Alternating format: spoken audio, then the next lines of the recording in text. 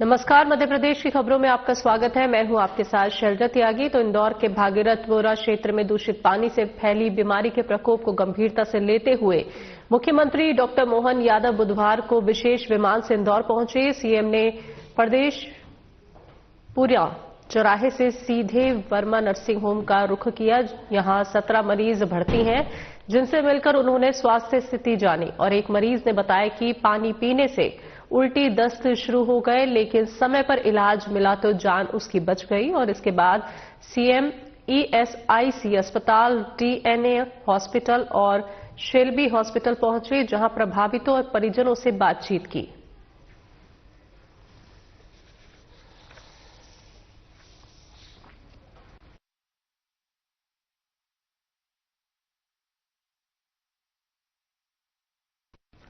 दुग्ध उत्पादन और सांची को लेकर मुख्यमंत्री लगातार प्रयास कर रहे हैं। हमारी सरकार ने लगातार गायों की खुराक के लिए 20 रुपए से बढ़ाकर 40 रुपए किए हैं। तो केंद्रीय सहकारिता मंत्री अमित शाह ने भोपाल आकर एमओयू साइन करवाया था। तो सांची के उत्पादों की गुणवत्ता पर ध्यान दिया जा रहा है, ताकि लोग जब भी सांची के उत्पाद उपयोग करें तो उनका इस पर विश्वास कायम रहे।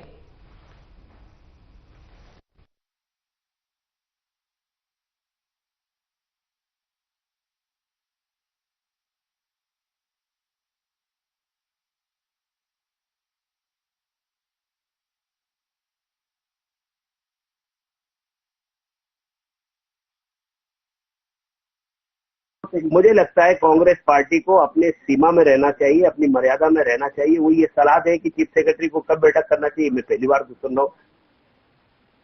आपको कब कौन का, आप संवैधानिक व्यवस्थाओं को नहीं मानते, आप ये सलाह देने का काम करते हो। अरे वो काम हो, आप तो अपनी बात करो, राजनीतिक तरीके से बात करो। मुख्यमंत्री जी को क्या करना चाहिए तो आप पत्र भेज दिया करो, आप चिट्ठी लिख के भेज दिया करो कि ये काम इस समय में करो, कैलेंडर बना के आप भेज दिया करो। क्या इतनी मानसिक रूप से इतनी दिवालिया हो गई है कांग्रेस पार्टी और उसके नेता? क्या वो चीफ सेक्रेटरी को सलाह देने लगते, चीफ मिनिस्टर को सलाह देने लगते? भैया, तो जब तुम लोगों की सरकार है तब उसका पालन किया करो। अब कैसे वो सरकार पे हमारा नियंत्रण हो, कैसे प्रशासन अच्छे से काम करे, जनता के हित के काम हो, ये प्रयास सरकार को करना चाहिए। सरकार के मुखिया के रूप में चाहे प्रशासन के मुखिया के रूप में, दोनों बेहतर तरीके से काम करें। देखिए, ये लोग जो इस अंग्रेजी कैलेंडर के बदलने की तारीख के पहले ये सब करते हैं, ये बाहर जाके उड़दंग करें, तो सरकार ने एक मर्यादा में रह करके आपको अगर इस तरीके से इस व्यसन से में जाना है तो आप परमिट लीजिए और घर में कीजिए, कम से कम बाहर के तमाचे न हो। यह प्रयास सरकार ने किया है, तो इसकी समीक्षा करने दीजिए। समीक्षा होगी कब? जब इसका एक दिन निकल जाएगा कि इसको इस तरीके से ही करना चाहिए कि नहीं। और मुझे लगता है कांग्रेस पार्टी को विरोध के लिए विरोध करना है, कुछ भी चीज होगी तो उसका विरोध करना है, तो कांग्रेस वो काम कर रही है। वस्तुतः जनता जानती है कि हम जाना चाहते हैं, हम बाहर नहीं जाना चाहते, हम घर के अंदर तो कम से कम हमको उतनी अनुमति मिल जाए, तो उतना सरकार ने करने का प्रयास किया। व्यक्तिगत रूप से मैं नशे के विरुद्ध हूँ, लेकिन अगर ये व्यवस्थाएं चल रही है तो इस व्यवस्था को अगर कोई मर्यादा में बांधने का प्रयास किया जा रहा है तो अपनी जगह ठीक है। एक सवाल। सिंगरौली जिले के खनिज विभाग से जुड़े एक मामले को लेकर सोशल मीडिया पर फैल रही भ्रामक खबरों को लेकर जिला खनिज अधिकारी आकांक्षा पटेल ने स्थिति स्पष्ट की है। उन्होंने बताया कि खनिज विभाग में पदस्थ कर्मचारी गजानन कुमार को लेकर जो जानकारियां सोशल मीडिया पर प्रसारित की जा रही हैं, वो तथ्यहीन और भ्रामक है। वहीं खनिज अधिकारी ने कहा कि कुछ पत्रकार भी सोशल मीडिया पर गलत जानकारी प्रसारित कर रहे हैं, जो गलत है। और खनिज अधिकारी ने बताया कि गजानन कुमार, जो कि भृत्य कम प्रोसेस सर्वर के पद पर पदस्थ हैं, उन्हें विभागीय कार्यों की सुविधा और प्रशासनिक आवश्यकता को ध्यान में रखते हुए अस्थायी रूप से तहसील सिंगरौली कार्यालय में संलग्न किया गया है। तो ये निर्णय पूरी तरह प्रशासनिक व्यवस्था के तहत लिया गया है, न कि किसी दबाव या विवाद के कारण।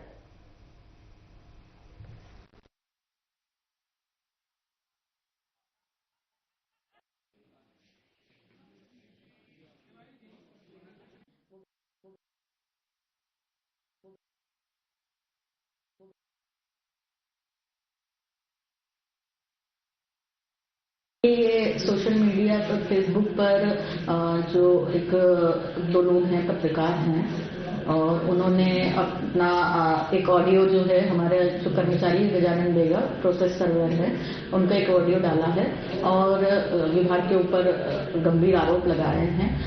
तो उसमें यह है कि गजानन बेगा के खिलाफ विभाग के जो कर्मचारी हैं उन लोगों ने आवेदन प्रस्तुत किया था कि वो सबसे मारपीट या गाली गलौज करते हैं, उन लोगों को धमकाते रहते हैं, SC/ST एक्ट में फंसाने की धमकी देते थे। तो पूर्व कलेक्टर साहब ने उनको तहसील में अटैच कर दिया था और संचालक महोदय को पत्र भी लिखा था कि उनको यहाँ से हटाकर या तो संचालक महोदय संचालनालय भोपाल में या फिर हमारा जो रीजनल ऑफिस रीवा है वहां अटैच किया जाए।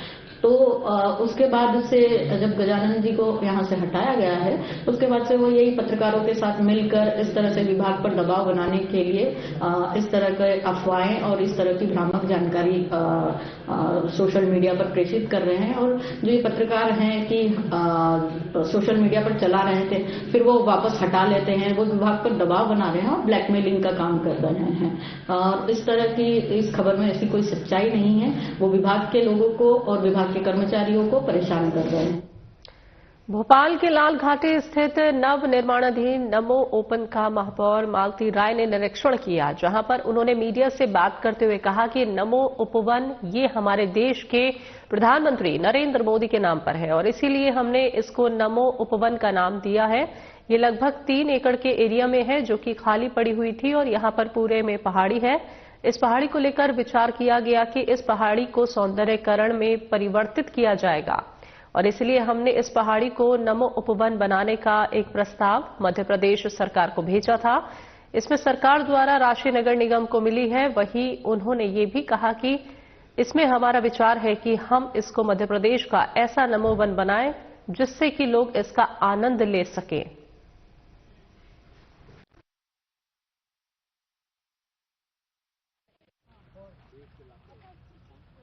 नमो उपवन हमारे देश के यशस्वी प्रधानमंत्री नरेंद्र मोदी जी के नाम पर हमने इसको नमो वन, लगभग ये 3 एकड़ की जगह है जो कि खाली पड़ी हुई थी। यहाँ पर पहाड़ी है और इस पहाड़ी पर विचार किया गया कि इस पहाड़ी को हम सौंदर्यीकरण में परिवर्तित करें, इसीलिए हमने ये नमो वन बनाने का एक प्रस्ताव लेकर आए हैं। मध्य प्रदेश सरकार के सहयोग से इसमें राशि हमको भोपाल नगर निगम को मिली है और हमारा विचार है कि हम ये मध्य प्रदेश का एक ऐसा नमो वन बनाए जिससे भोपाल की जनता यहाँ आकर आनंदित हो सके। इसमें हमारे अलग अलग तरह के नमो वन में हमने आइटम बना रहे हैं, जैसे एक जगह हम ओपन थिएटर भी बना रहे हैं, अजीबो भी बनाएंगे कि लोग आकर और अपना प्राकृतिक छांव में प्राकृतिक धूप को लेकर वहां पर बैठ सके। बच्चों के खेलने के लिए भी अलग से एक स्थान बना रहे हैं और पाथवे भी बना रहे हैं ताकि सुबह में यदि किसी व्यक्ति को एक्यूप्रेशर की आवश्यकता है तो वो यहाँ कर वॉक भी कर सकता है। और हमारा प्रयास है कि यहाँ पर हम एक आधुनिक रूप से लोग यहाँ पर आकर बैठकर अपना समय व्यतीत कर सके और सुखद अनुभव महसूस करें इस पार्क में आकर। इस तरह का हमारा नववर्ष के अवसर पर संभावित श्रद्धालु भीड़ एवं सुरक्षा व्यवस्था के दृष्टिगत रखते हुए अतिरिक्त पुलिस अधीक्षक सीहोर सुनीता रावत द्वारा कुबरेश्वर धाम और गणेश मंदिर का भ्रमण कर व्यवस्थाओं का जायजा लिया गया। भ्रमण के दौरान उन्होंने मंदिर परिसरों में सुरक्षा, यातायात नियंत्रण, पार्किंग व्यवस्था, साफ सफाई, पेयजल और प्राथमिक चिकित्सा जैसी आवश्यक सुविधाओं की समीक्षा की। साथ ही संबंधित अधिकारियों को निर्देशित किया गया कि श्रद्धालु की सुविधा और सुरक्षा को सर्वोच्च प्राथमिकता दी जाए और किसी भी तरह की अव्यवस्था न हो, इसके लिए पर्याप्त पुलिस बल की तैनाती सुनिश्चित की जाए।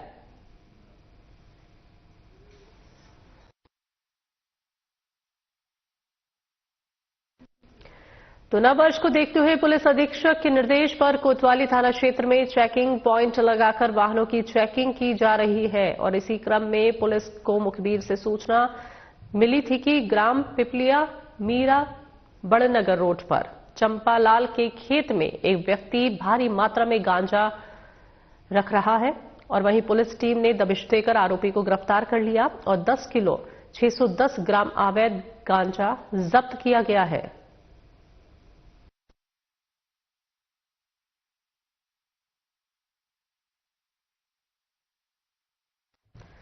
भोपाल में सार्वजनिक स्थानों पर शराब के नशे में मिलने वालों के लिए अब सीधी कार्रवाई नहीं, बल्कि पहले इलाज की व्यवस्था की जाएगी। भोपाल संभागायुक्त हरि नारायण चारी मिश्र ने एक बार फिर अपने इनोवेटिव और मानवीय दृष्टिकोण के तहत राजधानी के 2 प्रमुख शासकीय अस्पतालों में ड्रिंकर वार्ड शुरू कराए हैं। ये व्यवस्था हमीदिया अस्पताल और 1250 बिस्तरों वाले जेपी अस्पताल में लागू की गई है। कमिश्नर के निर्देश अनुसार यदि कोई व्यक्ति शराब के नशे में सड़कों, सार्वजनिक स्थानों या पर्यावरण के लिए खतरा बनते हुए पाया जाता है तो उसे सीधे थाने ले जाने के बजाय पहले अस्पताल के ड्रिंकर वार्ड में भर्ती कराया जाएगा और यहां उसकी प्राथमिक चिकित्सा, निगरानी और आवश्यक उपचार किया जाएगा ताकि नशे की स्थिति में उसकी और आमजन की सुरक्षा सुनिश्चित हो सके और इसके बाद ही उसके खिलाफ नियमानुसार वैधानिक कार्रवाई की जाएगी। प्रशासन का ये मानना है कि अत्यधिक नशे की हालत में व्यक्ति को सीधे पुलिस हिरासत में रखने से उसकी सेहत बिगड़ सकती है और कई बार नशे के कारण दुर्घटना, झगड़े या अप्रिय घटनाएं भी हो जाती हैं। ड्रिंकर वार्ड की व्यवस्था से न केवल ऐसे मामलों में कमी आएगी बल्कि नशे से जुड़े स्वास्थ्य जोखिमों को भी कम किया जा सकेगा।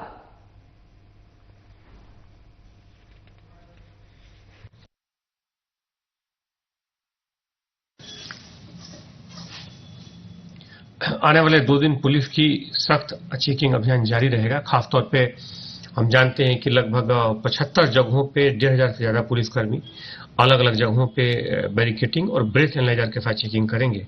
इसमें पुलिस का फोकस मुख्यतः 2 बिंदुओं पर है। पहला, किसी भी तरह की तेज गति से वाहन चलाने को हतोत्साहित किया जाए। इसके लिए स्पीड रडार गन का इस्तेमाल किया जाएगा। खासतौर पे तेज गति से वाहन चलाने के कारण जहां एक्सीडेंट होते हैं वहीं शराब पी करके वाहन चलाना भी पुलिस के लिए एक चुनौती रहती है, जिसके लिए ब्रेथ एनालाइजर का इस्तेमाल किया जाएगा।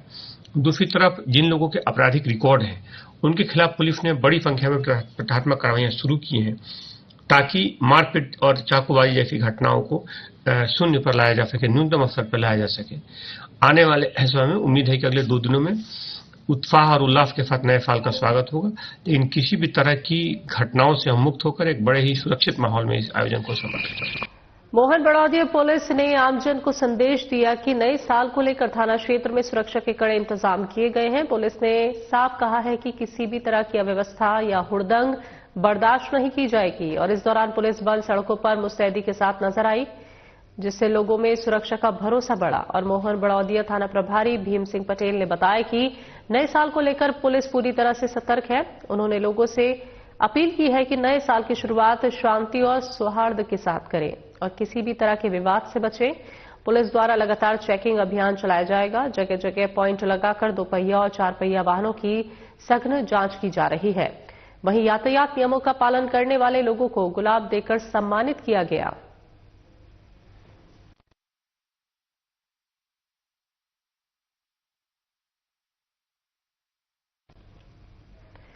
अमरवाड़ा के नई आबादी में स्थित सीनियर अनुसूचित जाति आदिवासी बालक छात्रावास में सभी विद्यार्थियों को कड़ाके की ठंड के दौरान सुबह सुबह हॉस्टल का चपरासी कान में पानी डालकर उठाने का आरोप लगा है और इसकी शिकायत सभी छात्रावास में रहने वाले विद्यार्थियों ने एसडीएम और तहसीलदार से की है। विद्यार्थियों ने कहा कि हॉस्टल के चौकीदार कृष्ण कुमार भलावी और रुपेश भलावी दोनों ही शराब के नशे में हॉस्टल में आते हैं और सभी हॉस्टल में रहने वाले बच्चों को गाली गलौज करते हैं, अभद्र व्यवहार करते हैं। ऐसे में बच्चे हॉस्टल छोड़कर घर जाने के लिए तैयार हैं और वहीं छात्रावास अधीक्षक का ये कहना है कि ये दोनों कर्मचारियों की शिकायत उच्च अधिकारियों से की गई है और इनके द्वारा निरंतर अभद्र व्यवहार भी किया जाता रहा है।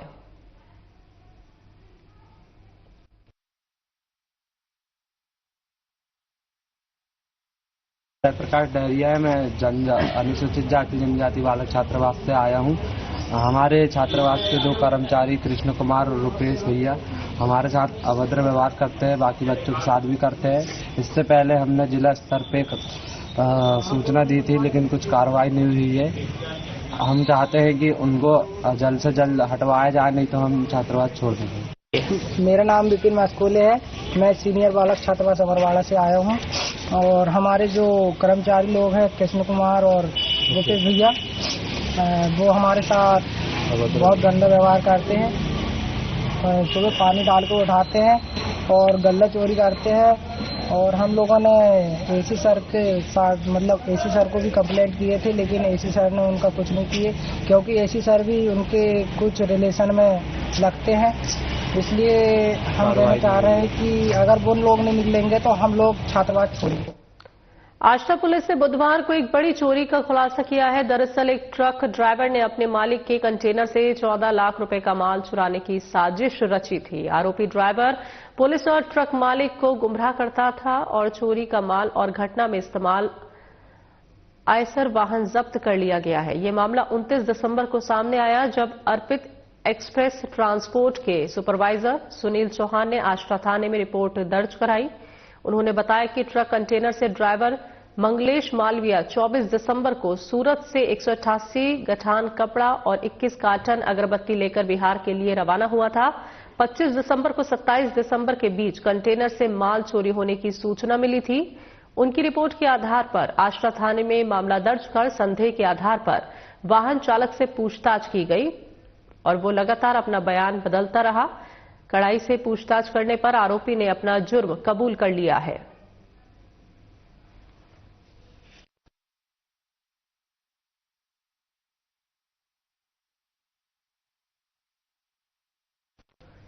तो विगत 2 वर्षों में जनजाति कार्य विभाग और उपलब्धियां और नवाचार की जानकारी देते हुए मंत्री विजय शाह ने बताया कि शैक्षणिक और प्रशासनिक संवर्ग में 704 एवं एकलव्य आदर्श आवासीय विद्यालयों में 1886 नियुक्तियां की गई। नवीन जिले मऊगंज, मेहर और पाणुना के लिए 48 नवीन पदों की स्वीकृति दी गई। सीखे सप्ताह में सीखने के घंटे अनुसार विभाग का तीसरा स्थान है। 3 पाठ्यक्रम पोर्टल पर रिकॉर्ड हुए हैं। 153 विशिष्ट आवासीय विद्यालय में 54,000 विद्यार्थी अध्ययनरत हैं। एकलव्य आदर्श आवासीय विद्यालय में कक्षा 10वीं का 2024-25 में परीक्षा परिणाम 94.33% रहा और इसी तरह 12वीं में 2024 से 25 में 84.78% रहा।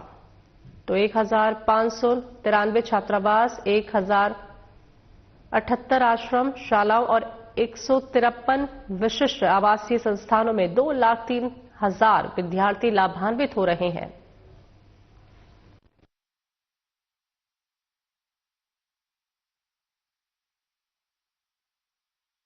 कार्य विभाग के माननीय मुख्यमंत्री जी के दायित्व देने के कारण और 2 साल में विगत माननीय मुख्यमंत्री के कुशल नेतृत्व में जनजातीय कार्य विभाग की कुछ उपलब्धियां, कुछ कार्य जो हमारे प्रेस के साथी मित्रों के माध्यम से हम लोग जनता तक पहुंचे, क्योंकि प्रजातंत्र में चौथे स्तंभ का अपना स्थान है और बहुत सारी चीजें जो अच्छे से जनता के बीच में जाती हैं, उसमें प्रेस के साथी मित्रों का बड़ा अहम योगदान रहता है।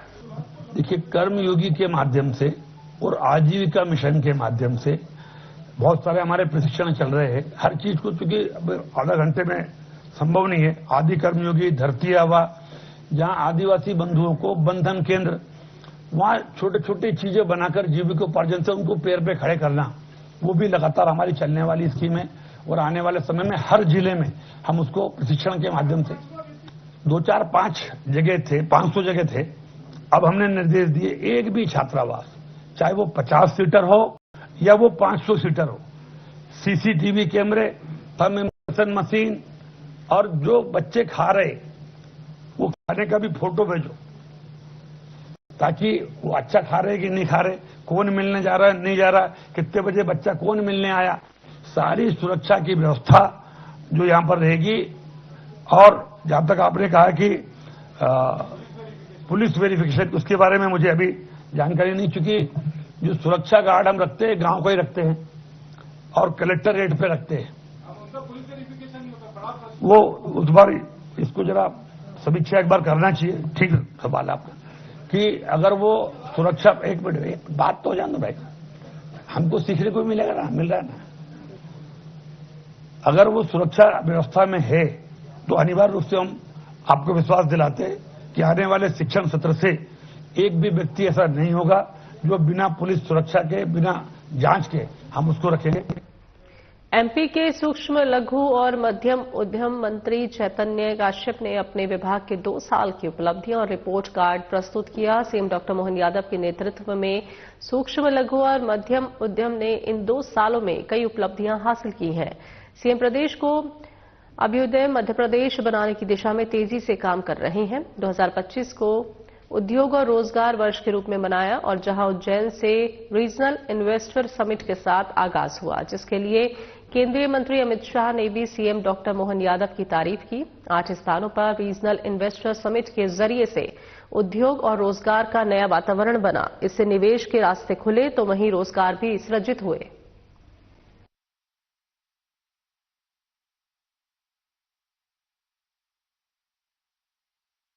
मंत्रियों को निर्देशित किया कि वे आप लोगों से रूबरू हों और अपने 2 साल का पूरा लेखा जोखा आप लोगों के बीच में रखें और उसके साथ में जो अभ्युदय मध्य प्रदेश का नारा मुख्यमंत्री जी ने दिया है, अभ्युदय का मतलब बड़ा स्पष्ट है कि हर तरीके का उदय, समस्त उदय मध्य प्रदेश में, चाहे हम रोजगार के अवसर हो, उद्योगों के कार्य हो, कृषि का कार्य हो, गरीब कल्याण के कार्य हो, इन सब कामों में लगातार 2 सालों के अंदर विकास के कई प्रतिमान गढ़े गए हैं। 25-26 में 41 जगह पर हमारे औद्योगिक क्षेत्रों का निर्माण हमने प्रारंभ करा है, जिसमें बैतूल में 2 है, महूगंज है, शिवपुरी, बालाघाट, राजगढ़, इंदौर, उज्जैन, मुरैना व भिंड। ये नाम मैंने इसलिए पढ़े हैं कि पूरे मध्य प्रदेश के विस्तार के अंदर, चारों और सभी रीजन के अंदर हमने औद्योगिक क्षेत्रों के निर्माण की कल्पना को हम साकार कर रहे हैं और जिसमें करीब 3,353 प्लाट हम उपलब्ध कराएंगे। और उसी के साथ में हमने नई जो हमारी लैंड पॉलिसी है उसके अंदर एक महत्वपूर्ण प्रावधान रखा है कि निजी औद्योगिक क्षेत्रों का निर्माण बढ़े।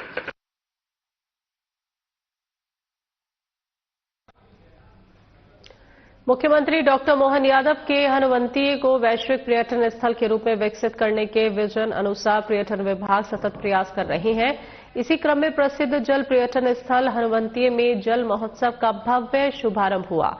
नर्मदा बैक वाटर के सुरम्य और शांत वातावरण में आयोजित ये महोत्सव नववर्ष के स्वागत के साथ पर्यटन, संस्कृति और उत्सव का अद्भुत संगम बनकर सामने आया। पर्यटन, संस्कृति, धार्मिक न्यास और धर्मस्व राज्य मंत्री धर्मेंद्र भाव सिंह लोधी के मार्गदर्शन और अपर मुख्य सचिव पर्यटन, संस्कृति, गृह एवं धार्मिक न्यास और धर्मस्व शिव शेखर शुक्ला के कुशल नेतृत्व में एक्वा सेरेनेट इन हनुवंतिये थीम आधारित नववर्ष उत्सव की औपचारिक शुरुआत की गई और इस अवसर पर खंडवा जिले के अतिरिक्त कलेक्टर सृष्टि देशमुख ने फीता काटकर जल महोत्सव का शुभारंभ किया। इस आयोजन ने पूरे क्षेत्र को उल्लास, आनंद और उत्सव के रंगों से सरोबर कर दिया।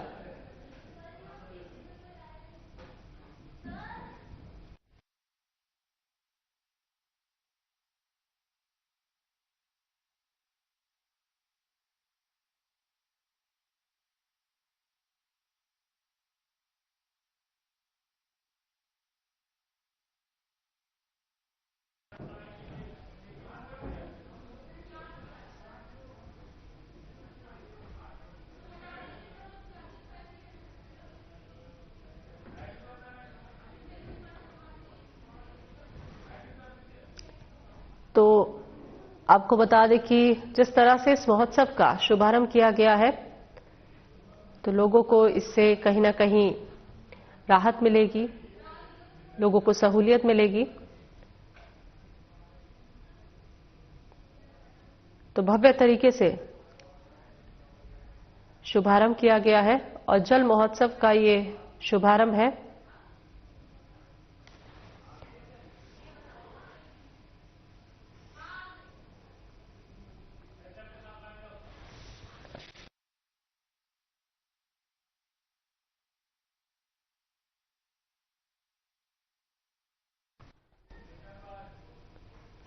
मध्य प्रदेश की खबरों में अभी के लिए इतना ही, लेकिन चलते चलते एक नजर सुर्खियों पर।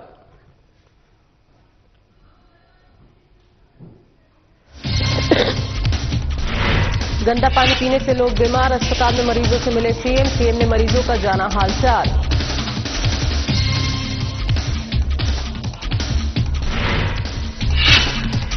दुग्ध उत्पादन और सांची को लेकर प्रयास जारी, गायों की खुराक के लिए बढ़ाए गए 40 रुपए, सांची के उत्पादों की गुणवत्ता पर दिया जा रहा ध्यान।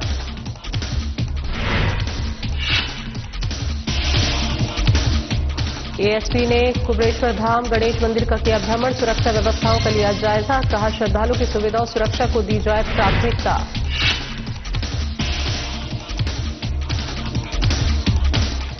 नववर्ष को लेकर चलाया गया चेकिंग अभियान, पुलिस ने नशा तस्कर को किया गिरफ्तार, 10 किलो 610 ग्राम अवैध गांजा किया जब्त।